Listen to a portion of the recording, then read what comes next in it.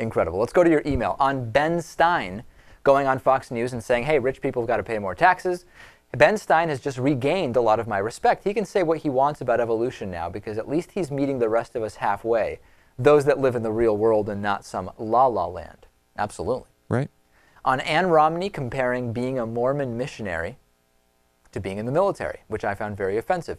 I don't know the whole story, and I'm in no way a Romney supporter or even an Obama supporter, but I feel she's trying to say that they can sometimes teach some of the same values. Not that they are necessarily the same. It seems it's taken a little bit out of context. She knew what she was trying to say, but brought her point across poorly. That's, of course, the answer from Republicans every time they say something offensive. It was simply misunderstood, or they made the point in a not ideal way. And not that things aren't always offensive and not misunderstood. Sometimes do things come out the wrong way and are misunderstood. Sure, sometimes it does happen. I don't Just think not that's every the case time. here. Yeah. And another email about this. Remember, this is the same woman who baptized her dead father, who was an atheist during his life.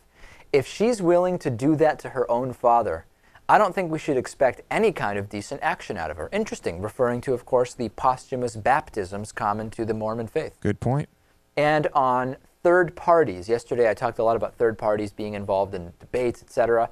A listener named David wrote me a great email saying, rather than by going by polls or popularity or fundraising, which are invariably linked to media coverage, the best method for who should be in the debates is based on electoral votes. If a candidate is on enough state ballots to reach 270, potentially, they should be allowed in the debates. It narrows the field to 4, maybe 5 candidates. It makes sure that money and pre-debate polls don't matter. If the person has a possibility of winning, they have that infrastructure. I agree with this. If you are actually on enough ballots to get 270 electoral votes, maybe that's the way to determine whether you should be in the debates.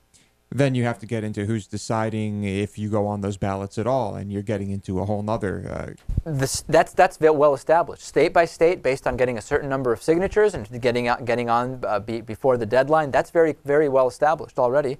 And it does take money out of it, at least to a certain extent. But still, I mean, getting those signatures and getting people aware of what's going on still will probably rely on media coverage.